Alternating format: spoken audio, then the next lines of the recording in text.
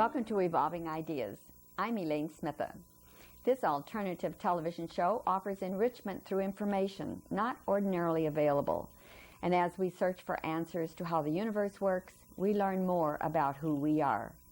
My guest on this segment is Alfred Bielek, who is both a participant and a survivor from the Philadelphia experiment. And many of you may be familiar with that movie, and if so, why you will understand more fully what this is going to be discussing. I'm welcoming Al Bielek here. You came a long way across the country. Yes, from Atlanta, Georgia. From Atlanta, Georgia. So, Al, for many of our viewers who are not familiar with the Philadelphia experiment, could you give a little brief overview about that so they'll understand where we're going? Yes, I can. The Philadelphia experiment acquired that name in the last days, you might say, or the last weeks of the tests. The purpose of the Philadelphia experiment was to make a Navy ship, or a merchant ship for that matter, invisible to radar, and in the early experiments also invisible to sight. The idea was that they wanted this invisibility because during the war periods of 1942-43, the German U-boat fleets were having a field day sinking shipping coming across the Atlantic to England. About 1 out of 2 ships was sank. 50% was going down. And they hoped by making the ships invisible to German radar, because they had good radar also, they would be able to greatly reduce the loss. That was the basic idea. The work which preceded the tests was back many years to 1931, and the University of Chicago, to the Institute of Advanced Study at Princeton, New Jersey in 1934, under the directorship at that time of not Albert Einstein, but of Nikola Tesla. Albert Einstein was the overseer of the institute. He was in on all the projects. And after a lot of theoretical work and early tests, the first successful one being September 1940 at the Brooklyn Navy Yard, they finally came to the ship which became well known, DE-173, or the Eldridge. A lot of equipment had to be installed on that ship, especially built for the tests, and it operated out of the Philadelphia Navy Yard. And that was its home berth, and that was why it was called the Philadelphia experiment, because that was the principal initial test, and there were other ships involved and other tests involving the same basic principles. Actually, there were 4 total. So what was the body of water there that... Actually, they were out in the harbor of Philadelphia. Just right off. Downstream about 6 miles. 6 miles, mm-hmm. And a wider section, and where they were somewhat shielded from the view of the city. Mm-hmm. The purpose of the test was, of course, to make the ship invisible to radar, because we had very good radar in 1943, so did the British, so did the Germans. And they hoped to defeat the German radar system. Now, the first test was very successful in terms of the fact that the ship was not only optically but radar invisible, and that was on July 22nd, 1943, with the DE-173, the Eldridge, in the Philadelphia harbor. The other ships did not take part in any tests in the Philadelphia area. They were elsewhere. One was in Norfolk, Virginia. The third was in the Azores. And the fourth was out in the Pacific, someplace operating out of the Long Beach Naval Shipyard. In California. In California. I have yet to acquire more information on that one, but I do know now that it did occur. Mm-hmm. The test seemed technically very successful. But the problem was they had a personnel problem because they required very high power electromagnetic systems. They were running in the megawatts of power for both the magnetic field and generating the rotating magnetic field and for generating the rotating electric field. I call it electric field because actually it was a series 4 radio transmitters having more or less common variety at that time, except they operated at higher than normal radio frequencies, actually around 160 megahertz. For the carrier, and they produced rotating fields, an electric field and a magnetic field, one inside the other. The ship was surrounded by these fields, and the object was to make the ship invisible. Now, how did they do that in terms of the technology of that time? There are other systems now which are different than the original. What they were doing was tampering with the time field. As the unified field theory of Einstein shows, you have a complete interlocking network, if you will, of electric fields. The electric field, as you call it, as goes throughout space according to the original Maxwell equations. You have a magnetic field around the Earth, and you can generate a much stronger than the normal field.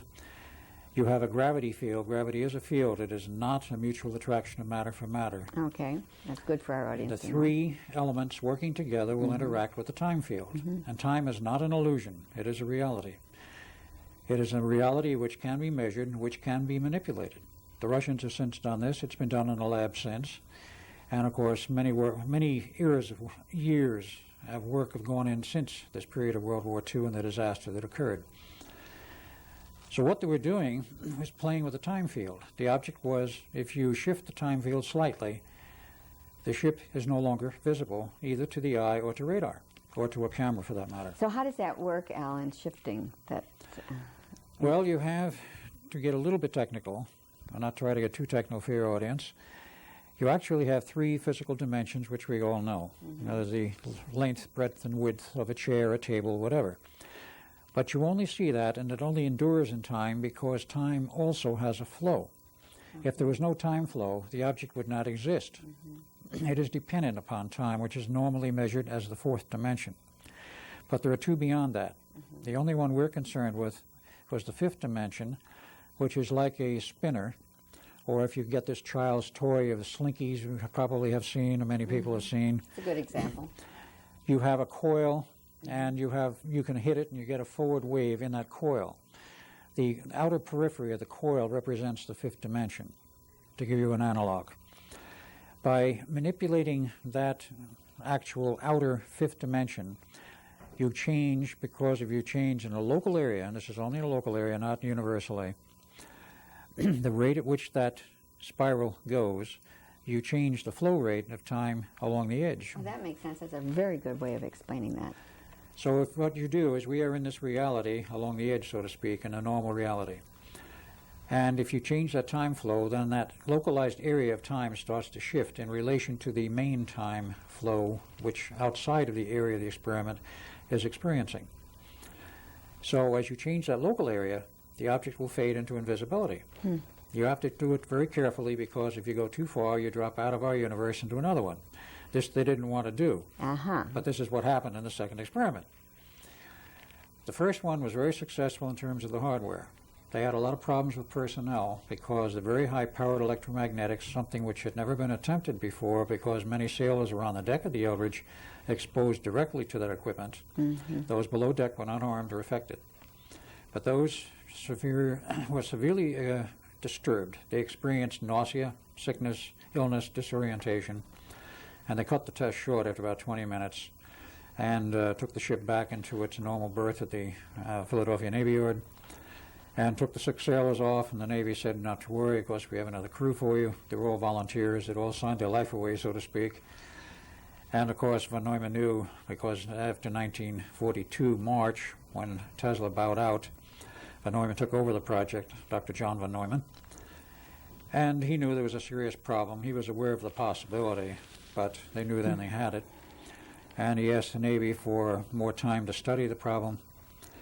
They gave him a drop-dead date, is what they call it. In other words, you complete these tests by the 12th of August, 1943, or forget it. Was that turned out to be a significant day, though? It was very significant. We did not know at that time. But you didn't know that. Why it was significant. I went to the man who was the head of the Office of Naval Engineering, as they called it then, Alboin Sr. I said, why this date? This is an engineering test. He found out that it came from the Chief of Naval Operations, Admiral King, which was very strange, because that man is only concerned with the actual operation of the Navy in all theaters of war. He was not concerned directly with an engineering test. Someplace else, we found out much later, is where the order came from, and King was merely part of the transmission path. Where did it come from? It came from Montauk in 1983, with the alien presence that was there. Now, I must point out that the engineering that was done for the Philadelphia experiment was native. It was ours. We did it. It was knowledge and technology which had been developed over a period of decades. The mathematics was in place. The understanding was in place. This was cutting-edge technology, not what was in the textbooks in the 40s, because Duncan and I went through school and both had PhDs in physics, and we thought we knew it all until we went to the Institute and found out how little we knew, because the cutting edge was way ahead of the education. But that wouldn't have happened, do you think, without Tesla's input? Perhaps not. Tesla was a brilliant man, and everybody acknowledged his brilliance, even Dr. von Neumann. Interestingly enough, everybody on staff at the Institute, including Duncan and myself, had PhDs in something. And here was Nikola Tesla without a degree to his name. Exactly. Yet his reputation was impeccable, and he had never failed in anything he did or undertook to that point. But he failed that test in March 1942 on a battleship deliberately because he knew there was a personnel problem. The Navy would not give him an extension of time, so he deliberately failed the test and bowed out. Von Neumann took over. He didn't bow out. He realized there was a problem. He tried to solve it. The Navy would not give him any more time. So on the 12th of August, what do? We go out in the harbor again. This time there were 3 observer ships. There was the SS Frieseth, which is a Navy merchant ship, a Coast Guard cutter, and of course the carrier on which the control group and the Captain Harrison, who was in charge of the test, was located, along with, of course, Dr. John von Neumann and other interested parties in the Navy. So at the appropriate time, we fired up the equipment. Now, I must add, Duncan and I ran that equipment because there were no computers in those days and everything had to be manually operated. So we had to go through the proper sequence and watch what happened to make sure everything was doing what it was supposed to do. So for the first, to the outside observers on the deck of the carrier, for about 70 seconds, it appeared like everything was normal. They had radar on visibility. You could still see the ship through a greenish fog, and you could see this huge line of water beyond where the hull of the ship should be, where there was no water visible. Then after about 70 seconds, the ship vanished. There was a flash of blue light. The ship was gone, the water line was gone, and they knew the ship was gone. And it was gone for about 4 hours until it returned. I bet they were pretty scared at that point. They were very upset, to put it mildly. They were panicked because this was not supposed to happen. Exactly. And it did not happen in the first test. Now on the inside, we were Duncan and I. We were running the equipment. So what happened to us? We observed after about 30 seconds that something was going wrong. The equipment wasn't functioning normally. The banks of electron tubes, some 3,000 of them, that ran the field coils and the big generators down in the hold, which generated the power for the magnetic fields, which were 4 coils on deck, they were acting very strangely. And then we started to get electric arc overs in the cabin with indicating very high voltage, and there was no high voltage in that control cabin. So we went to shut the power off, and of course the main control handles for the AC power we found frozen. We couldn't budge them. So we got the idea, something's wrong, we can't control it, let's get out of here. So we both opened the bulkhead door and ran out. Quite logical to that point. Yes. Then we got the idea, logical or not, looking around the deck and seeing sailors milling all over in this fog, and you couldn't see a thing beyond the railing of the ship. I have to make that very evident, because beyond the railing of the ship you could see nothing. We had the bright idea, we thought, let's jump overboard and swim ashore. Right. We were both good swimmers. Well, we jumped overboard, but we never hit the water. We started to fall and fall and fall. And we fell, and it was like going down an elevator shaft without ever hitting the bottom. Well, subjectively, maybe 2 minutes. We wound up standing on our feet at night inside of a military base where there's a chain link fence, obviously military design, to our back, and suddenly appears overhead a helicopter with a bright searchlight that picked us out. MPs come out of somewheres and grab us and take us to a building, and we go in the building and on an elevator and go down several levels, I don't know how many now. So to that point, the movie seems to be fairly accurate. To that point, the movie is quite accurate except for the date. They showed it October. The second test was August. The third test was in October. I see. And here, this elevator door opens. We look in, we see this room and a hallway with a lot of military personnel and one elderly civilian walking towards us. White hair with what was left of it. And he walks towards us and says, "Gentlemen, I've been expecting you. I'm Dr. John von Neumann." So it happened that quickly, or was there really a time dropout for you? There was sort of a time dropout for us, but that's the way it felt at that time, and what we remembered at that point. It seemed very continuous and fluent, except we were very, very distraught, to put it mildly. So going through the hyperspatial tunnel, do you have any recollection of what that felt like? As I say, like falling down an elevator shaft without ever hitting bottom, Well, and we're a looking feeling at a 40-year of terror. drop, right? Well, in a sense, it was a 40-year drop. But we didn't age more than a minute or so. There was no apparent change in our appearance or our uniforms or anything. So we argued with this man, and he insisted he was Dr. von Neumann, the same one we had known. He says, "You're not in 1943 anymore. You're in 1983 at Montauk, Long Island, part of the Phoenix Project," or as we've called it later, the Montauk Project. We didn't believe him at first, but he gave us a cook's tour of the underground. And when you see, in style of 1983, modern computers, graphic displays, tape recorders, none of which existed in 43. You must have felt like you were in another world. Just about. Color television, large screen display. Well, after we had the cook's tour over with, we sat down and started to watch TV. Well, you see things like Man on the Moon, discussions about the Cold War, this is circa 1983, of course, and freeway tie-ups in the big cities and the new skylines, and then the advertising says, why don't you take your next vacation to Hawaii with us, fly on our 747 jumbo jet? Huh? What's that? Well, this is what we were confronted with. And we finally got the idea that maybe von Neumann was right. We were in 83. Then he told us, well, we got a problem, gentlemen. That ship is generating a field which we cannot control from here. It's in hyperspace. The bubble is growing. It will continue to grow until something shuts that equipment off. There's enough fuel there to keep it running for 3 days if something doesn't break down first. We can't control it. We have to send you back there. I said, oh, yes? Well, how are you going to do that? Well, we have the means. Here at Montauk, we have complete control over space and time. We can send you anywhere as we want at any time we want. So they sent both of us back to the Eldridge. So this is not in accordance with the movie The Philadelphia Experiment was, but in the last part of the movie that came close to the facts. We were sent back together to the Eldridge with the instructions, destroy that equipment, smash it, whatever you have to do to shut it down. So we found axes, started smashing everything in sight, electronic equipment, tubes and so forth, and when the generator started to wind down, we knew that it was over so far as the experiment was concerned. So we went out of the control room, looked around out on deck, and Duncan and I were together, and we saw 2 sailors buried in the steel decks and 2 more buried upright in the bulkhead. And those who were on deck were in total pandemonium and disorientation and sick, very, very disoriented. That must have been a shock for you. It was very much of a shock.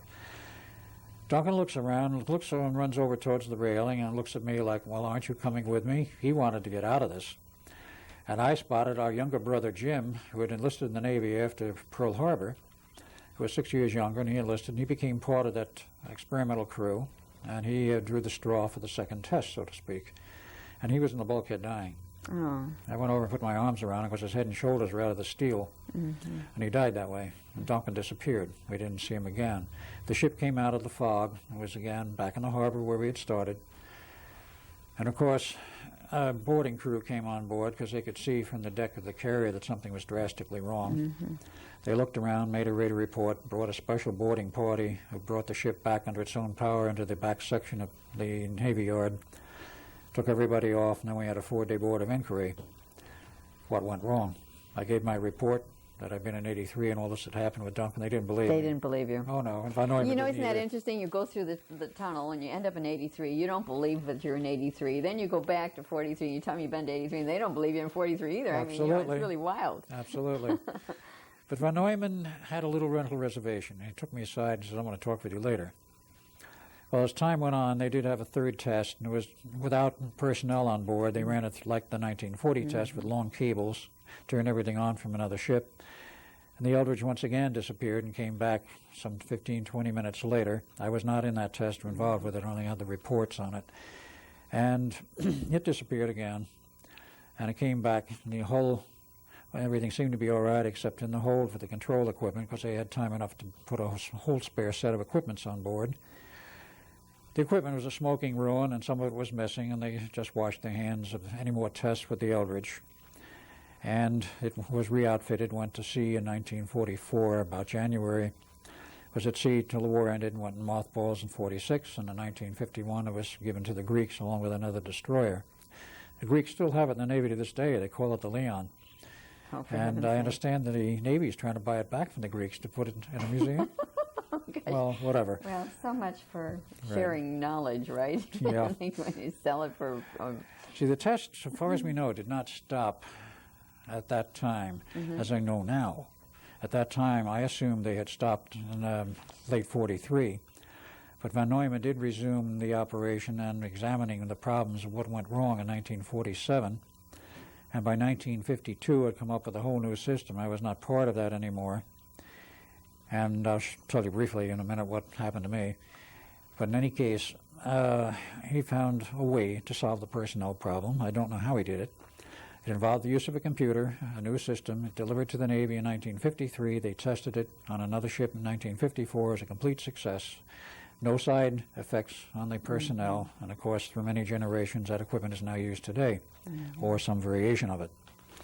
Well, you can see a parallel between the large and the small, because when we first had computers, they took up a whole building, and now they're very minuscule. So they found ways to make it much smaller. Some years ago, as an aside, in about 1960, when I was in Phoenix, I was given a tour of the radar warning system for aircraft that was built by Federal Electric and delivered to the Air Force Base in Phoenix in 1960. It was all tubes, 50,000 vacuum tubes, and it generated a lot of heat. They kept it still running as late as 1970, 75, was still going. That's interesting. And they said, we have a good control on a good handle. It generates a lot of heat, but it's very reliable. And this is where it was. A monster. It filled up an entire room. Yes. And now you can put more computer power in a little package in your hand. It's true. With solid state that you could do with an entire room full of hardware designed out of the 1950s and the 50s. That's true.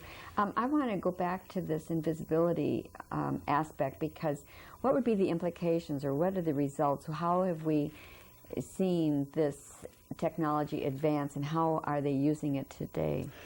Well, it's gone through many changes.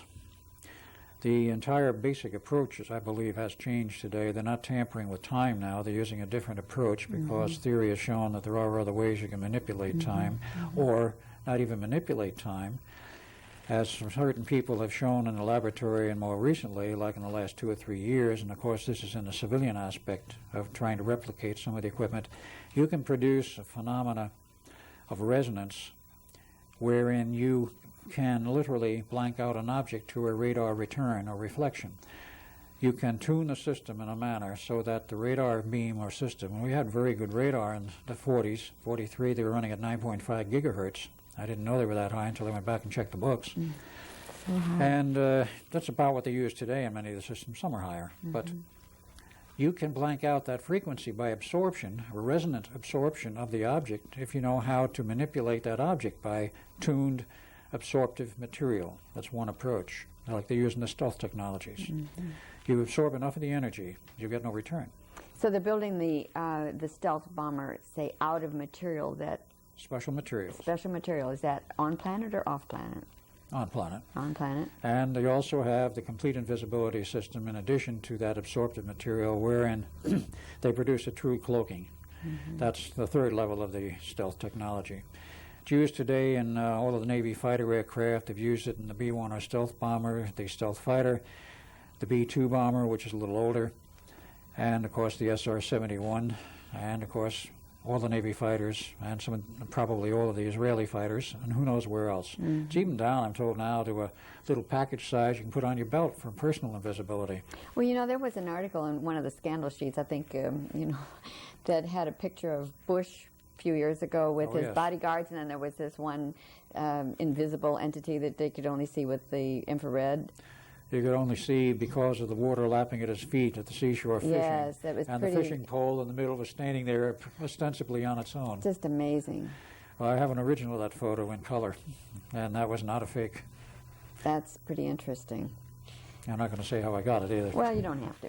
That's all right. That's all right. So these sailors had a lot of medical problems then as a result of this, and you mentioned something about going into a lot of psychiatric study. Psychiatric studies, psychiatric care. They were in Bethesda and elsewhere being examined. Some went to the funny farms for the rest of their life. Those who were not that bad were given treatment and survived, and eventually were given a discharge from the Navy and went on a civilian life without any pensions and without any compensation.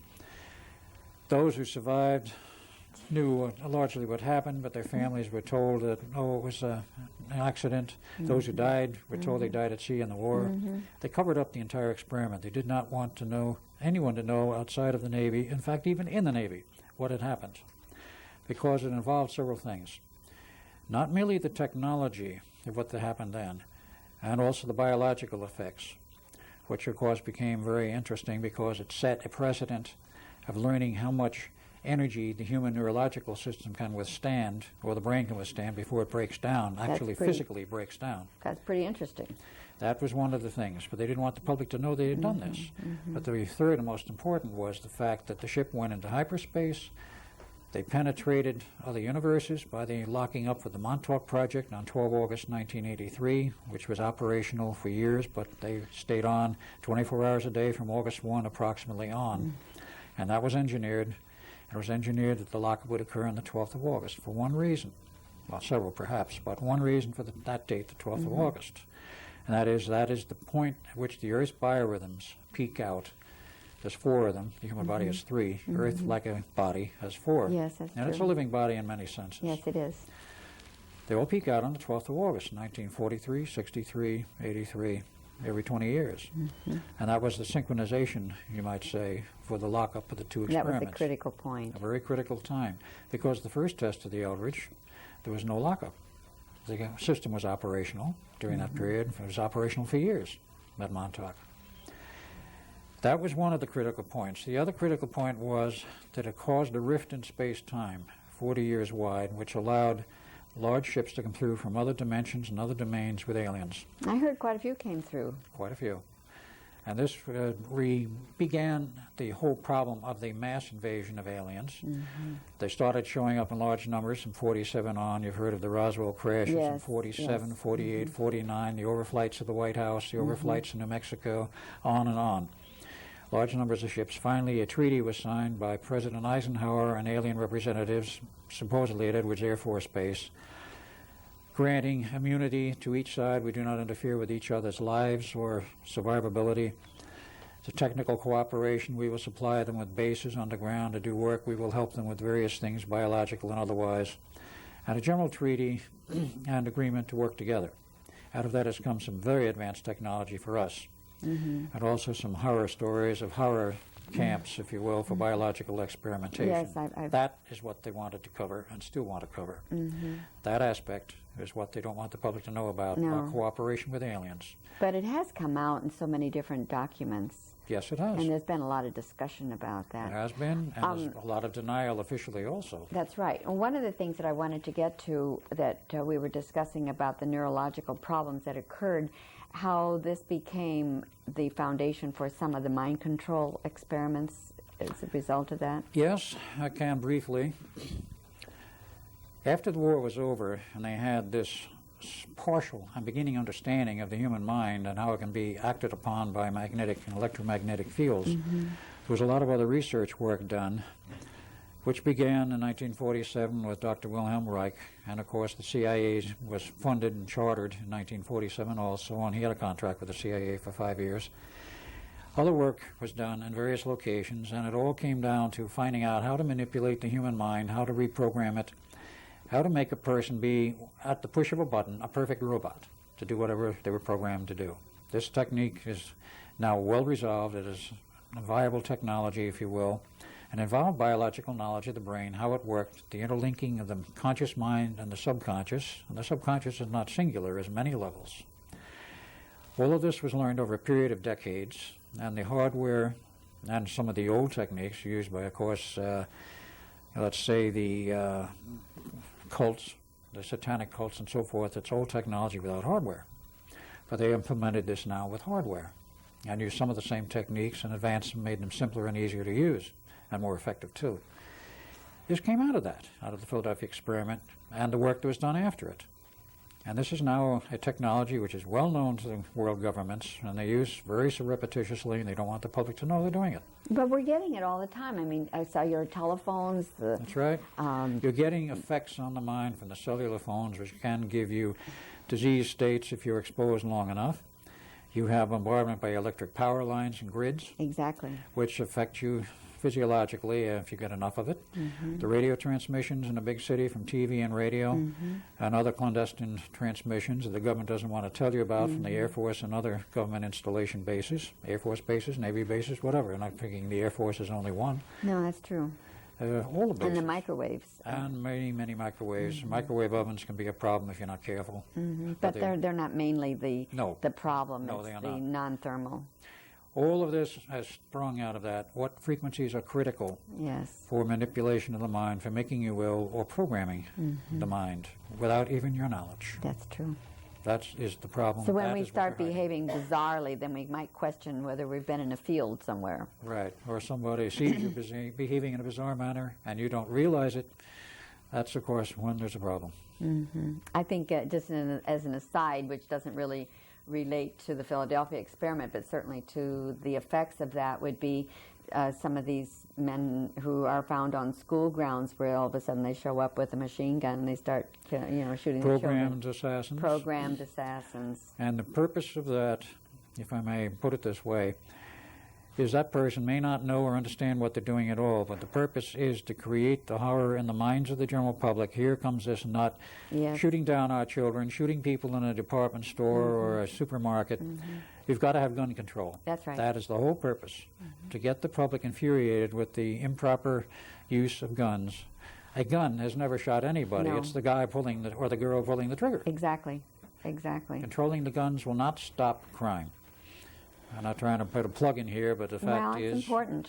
The fact is, it is those who use the guns that you have to look at. Exactly. Now, also, there were some good things that came out of that, weren't there? Medical cures and so forth that I understand. may or may not be used. Yes, I understand there was one thing that came out of that, and the Navy found a cure for cancer. Now, there are several. There are many. Of course, the medical profession doesn't really want you to know it. They like to keep people coming for treatment because they make more money that way. Well, the pharmaceutical companies sell a heck of a lot more drugs, don't they have their hand in it. You bet. Eventually, they may admit to a cure, but if one looks around, one can find cures today which may or may not involve the medical profession. But they found reasons for this, why a person can become subject to cancer and how you can reverse this trend. Because cancer is not a normal condition, even though everybody is born with it, according to some of the old doctors. Yes. Well, it sounds like it's the frequency that is the frequencies are critical. essence. Diet is critical. Many things are critical to it. Interesting. So you have a tape that you want to share with us. We need to introduce that a Yes. little bit. There is a tape that was done, a presentation made last July at the International Tesla Society Conference by Dr. Coram and his associate, Dr. Dahm, going through the theory of the Philadelphia experiment and trying to replicate in the lab how it could have been done and how it could happen. This is somewhat of a new approach to what was done then, but in this 8-minute segment I would like to show, it goes into some of the theory, but it shows the technology that is involved, of why they had to use very high power then in that approach, but they show that you can get radar, invisibility, no backscatter of the energy, so if there's no scatter coming back to the receiver, you don't see it. If you want to run the tape, it's sort of technical, but it's very interesting. Okay, well, I think our viewers can handle that. You know, this is what this show's about, is to evolve ourselves and to stretch our minds. Sometimes I feel like my mind is like a rubber band, just constantly getting stretched, so I don't know why my audience can't have that too. There we go. The surface impedance tensor is anisotropic, but it has resonances, all right? It has a real and imaginary part, a resistive part and a reactive part. If I can tune the frequency where the reactive part goes to 0, I'll have a pure resistance.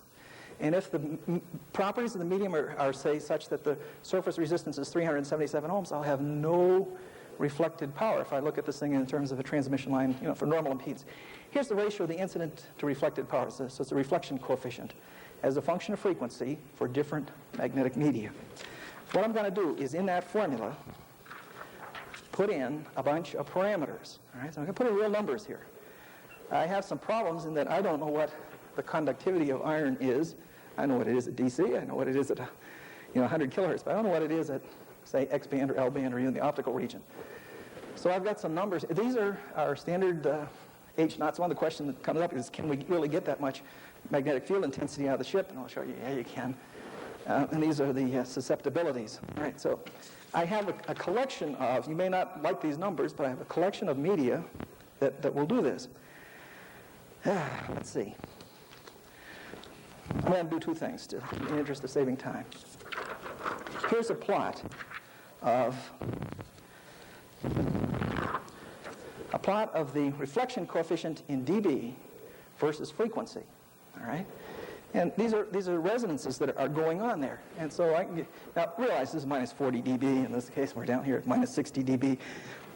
Don't build one and expect to get that. But if you can expect to get 10, 20 dB or so. I mean, 20 dB is a factor of 100 on the power. So the reflected power comes back is 100 times down. I mean, we're talking about operating at this region, not down in here, see? But nonetheless, that's there. Those resonances are there. You can calculate them. You can measure them. And you can tune them. And the exciting thing about tuning them is that as you change the DC magnetic bias on the ferrite, you can pull that notch back and forth, all right, to wherever you'd like. Well, sort of. This seems to match the quote that a man went to the Navy and said, and this is out of the book, a man went to the Navy and said, "You want camouflage, gentlemen? Give me a ship and I'll give you camouflage." I don't know if we have any admirals here, but I say, "You want camouflage, gentlemen?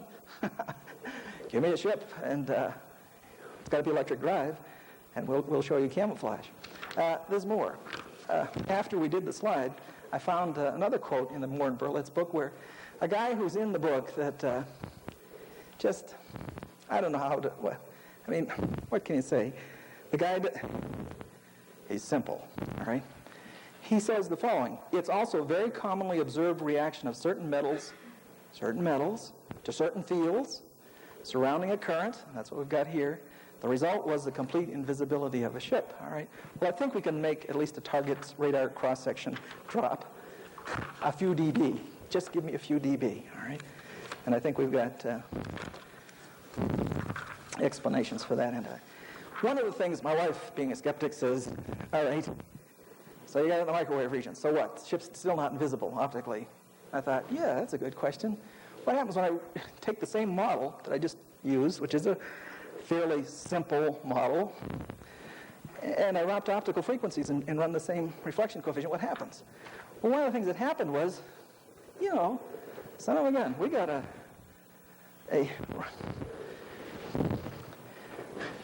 dip here of around 8 dB in between red and violet. Well, okay, suppose we get a lot of agitation in the water here, and suppose in the optical region, by the way, this is only for vertical polarization, so that's a caveat. But suppose I lose a 6 dB propagating through all of the fog and mist and stuff going in. I have 8 dB absorbed, and I lose another 6 dB, and what's reflected back, I'm down to 20 dB as a factor of 100. So I think that, like, who was it, Bilbo Baggins? I mean, he's not invisible in the bright daylight, but he's kind of invisible, so anyway. This is consistent with, a statement that Moore publishes a little bit later, where he says, Navy scientists undertook to see whether anything could be done to either disguise a ship's radar image or to otherwise confuse the offending German radar and thus render such a weapon useless. The scientists then energized the ship's hull with tremendous pulses of low-frequency electromagnetic energy. All right? Now, look, all right. I think that Moore can be substantiated on that basis. We're going to ship. The next thing is Kenny's experiment. All right. Here. Again, I was skeptical. Has to be tested in the laboratory of reality. What I did is I said, okay, let's take a piece of iron, wrap some wire around it, and see if we can make it invisible. Maybe not optically, but maybe via radar. Well, what I have is I have a small Raytheon klystron sitting over here, around 10 gigahertz. I have a magnetic ring, loop of wire around it, and over here I have a capacitor and a DC source to charge a capacitor. I need a huge peak current to show this thing. The power company where I live would only give me 20 kilowatts. I need megawatts. And this ring here is only about 18 inches in diameter. So to get my peak power up there, I thanks to Jim Hardesty for supplying some capacitors, I charged up some capacitors and let them all go in one fell swoop, one kabam. I mean, it sounded like the house fell down when it let go. But basically what I saw is the radar backscatter had a dip. And if you look at the top, you will see the output of the reflection off of this piece of iron. Notice up there at the number 10, everything's going along fine. I see a reflection. Then all of a sudden I hit the switch, the capacitor discharges, and the reflection drops considerably. So the radar backscatter went away. It became radar invisible at this point. And notice there's a little bit of ringing as the thing went back to normal.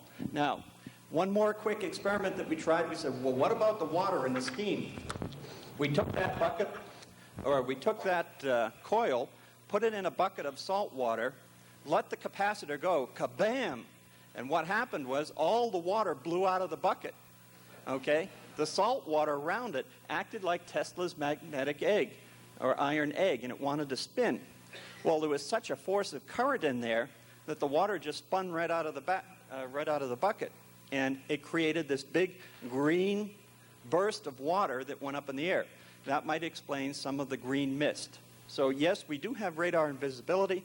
And as Jim said, quoted this unknown person, you want invisibility? Give me a ship. I'll give you invisibility. And I'll turn it back over to Jim. You give me back the microphone? Yes, thank you. Well, that was a very interesting segment. Much of that I didn't really totally understand, but and they were speaking so rapidly that it was hard to pick up some of the words. Typical research physicists. Right, and I understand that there was something that they were talking about dB or DD or what dB. dB, decibels. Decibels. It's a relative measurement of power or voltage. In this case, they're talking about power. If you get a 10 dB reduction in reflection energy, the term energy, that means a 10-fold decrease in the power. If you get 20 dB down, that's a 100-fold decrease in the reflected power, which will make it essentially invisible. So if you get enough reduction in the reflected power, the object will no longer give you a return. Therefore, you have radar invisibility, and that's all they were trying to do. So we proved in the lab you could do this, which is most interesting. So I think it is because I know I was speaking with someone last week, and they said, I thought that was just a science fiction story. I never dreamed that it was real. And I think a lot of our viewers might feel that. So to have you discuss that and then to see these people working at the Tesla Society in research about this gives it a lot more credence and validity. yes, there is a lot more yet that can be learned. And they surfaced with some very interesting research and tests, and these are very reputable men. They have very good positions. Well, thank you for bringing that to share with us. Oh, I'm glad I could. So you wanted to talk about what happened to you in this experiment. Yes.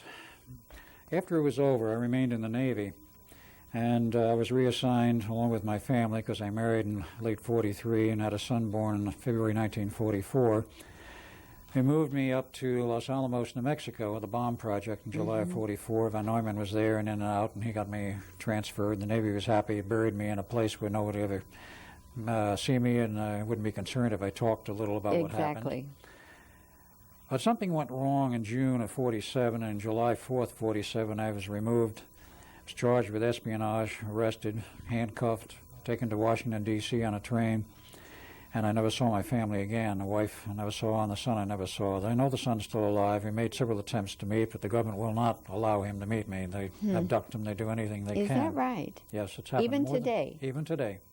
Most recently, this last October, it happened again. Only I wasn't there this time. He managed to get through with a group of bodyguards, if you will, to Rochester, New Hampshire. Why do you think they're doing that? Because he is living proof for the fact that he did have a past as Edward Cameron, because his name is Jeff Cameron. And he could prove it. Perhaps he has other proofs, materials which have survived, photos, whatever. But they won't want me to see him because he is proof of my past, my real past. Anyway, I was removed, and to make a long story short, I was given a super brainwashing, and I was plugged into another family. Essentially, I started life over, and I grew up as Al Bielek all over again. And there's some pieces I'm leaving out here because we're short on time. But I didn't know anything about my real past.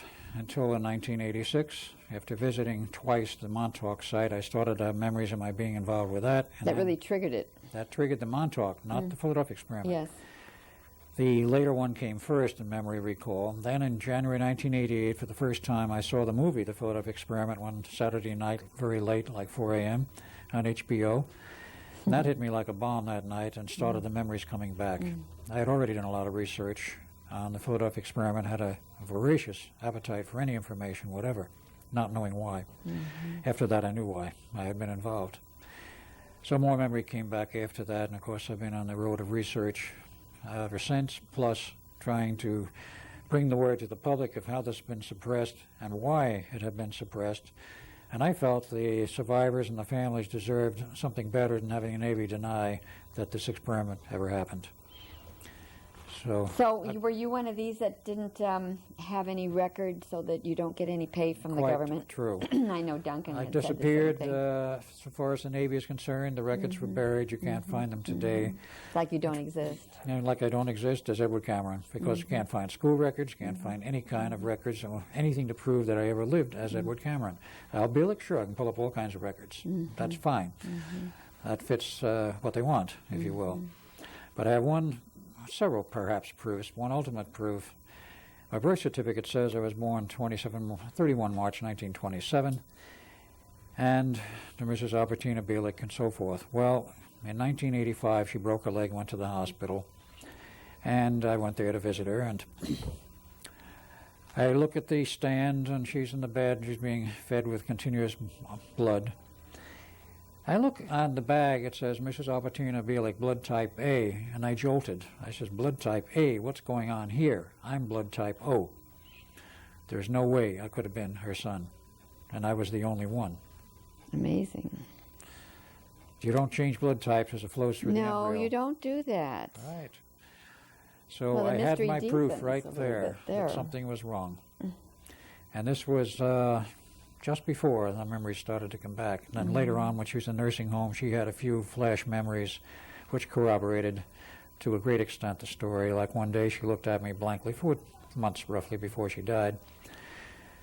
Like she didn't know me or recognize me. She says, quote, "The baby's dead, isn't it?" Unquote. Oh, my goodness. Since I was the only child of record, interesting. that proved right there that something had happened. So they replaced the dead child with you, If the other one was really dead. if it was. Right. Oh, my. I was the replacement. Oh, my. Oh, my. Well, it does happen.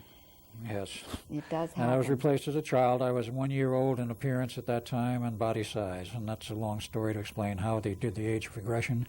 They can do physical age regression. It involves ancient technology as well as some current technology. But they do you know? do it.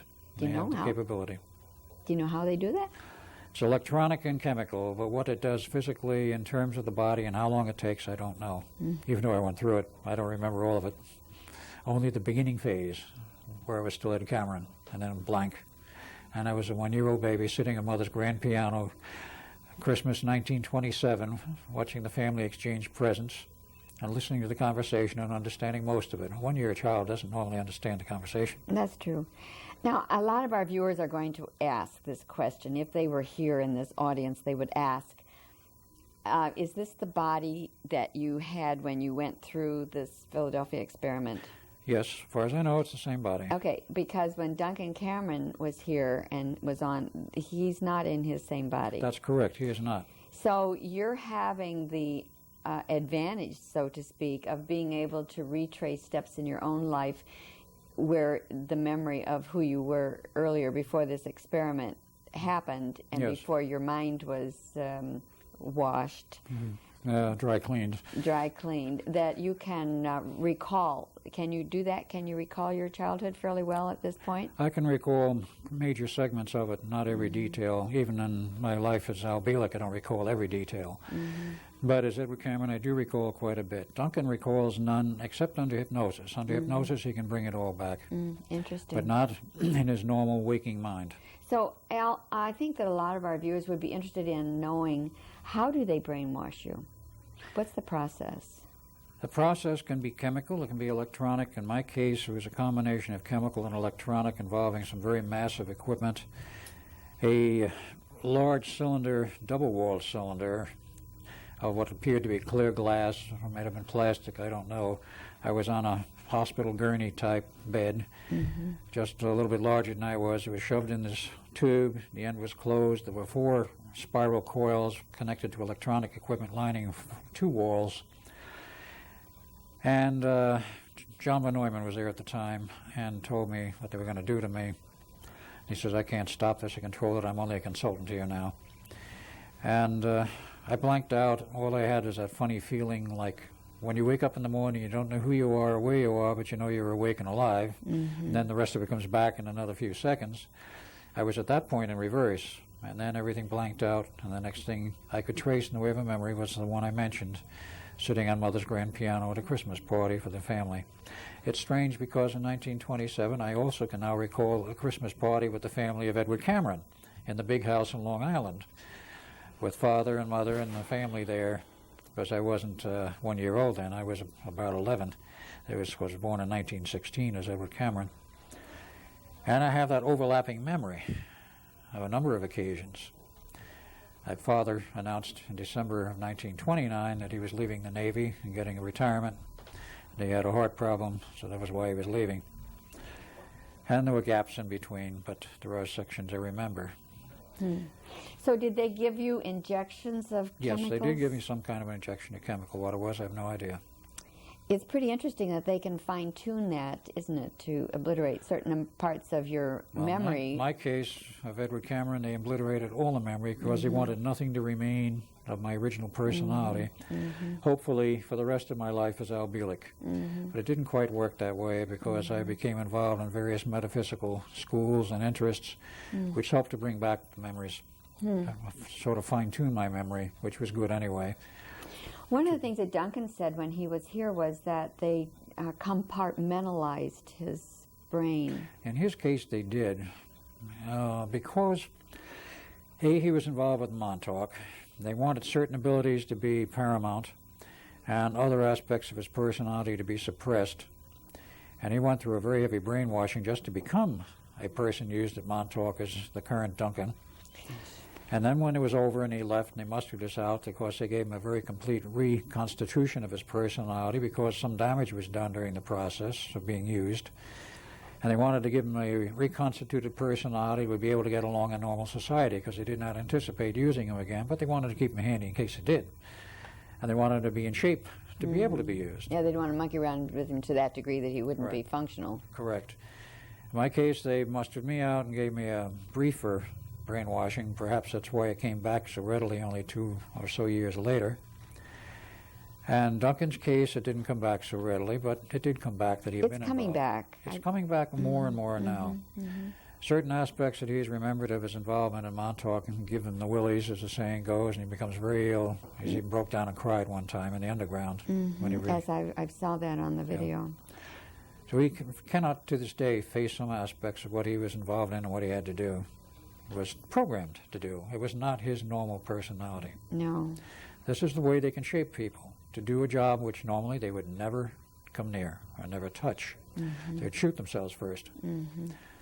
But after you work a person's mind over sufficiently, when you can find the keys to get in there and do the manipulation, then they get this person to do virtually anything they want. That's pretty scary. It is, but it's a fact. And they've been doing this now for many years to tens of thousands of people. That's even scarier. What are they doing in this current time? They're still continuing the Montauk Boys program. It's still ongoing. They're not doing it at Montauk anymore, but they are doing the same type of programming all around the country. Back in the 80s, there were many locations. Now, I know there's a location in Atlanta, there's one in the Seattle area, there's one, of course, someplace in Long Island to this day.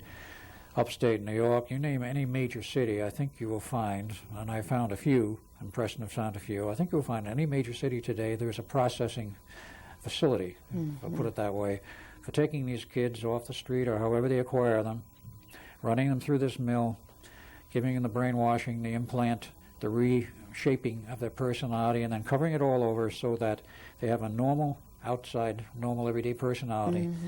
But there is exposed someplace certain trigger commands Certain words that might trigger. On a telephone or in person, however it may be done, to flip that personality to the programmed personality, then to do whatever they're supposed to do. It can be a programmed assassin, it can be a programmed rioter, an agitator, somebody goes in the schoolyard and shoots some people, whatever. So we don't know who we are. You don't know who they are, and they don't know who they are. These people, I've talked with some of them, realize something's wrong, something is a little different about them perhaps, and know that they do some things once in a while, but they have no recall of what they really do in most cases, or that they are not a normal mind. It's now so well done that these people have no awareness that they have been tampered with. This is the bad part. Yes, it is. So it's cause for reflection, for Oh, sure. yes, very definitely. Well, we have about a minute left, so is there something that you would like to say in summation? Well, there's more and more information coming out as to the Philadelphia experiment. The Montauk Project is being exposed, now 3 books and some videos, and it's getting some TV coverage. I expect to be on a major TV show sometime this year. I've already done my part, and it's in the can, as the saying goes. Okay, great. But it will not be released until sometime after June. And this sort of exposure to the public and waking them up to what our government has done in secret and hidden from them with tax money or other money, however they acquired it. The public has a right to know, not everything. I mean, you don't want to tell the public how to build an atomic bomb, as an example. But what has been done to these people? What has been done to their kids? What dangers they are exposed to? They have a right to know. I agree. Regardless of what the intelligence community seems to think, we are the people, we are the sovereign, so to speak. The government is supposed to be our servants. That's true. Not our masters. Thank you very much. Well, Al, I just am very grateful to have had you here today and to share all this knowledge with my wonderful audience who is very eager for all of this information.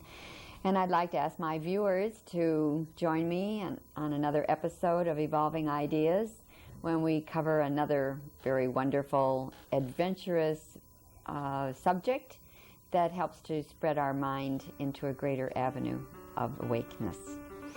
So if you'd like to write to me, I'd love to hear from you. I'd like my mailbox to be filled. Write to WebWorks in care of P.O. Box 3695, Olympia, Washington 98503. And thank you for joining us this day, and join me next time on Evolving Ideas. I'm ELAINE SMITHA.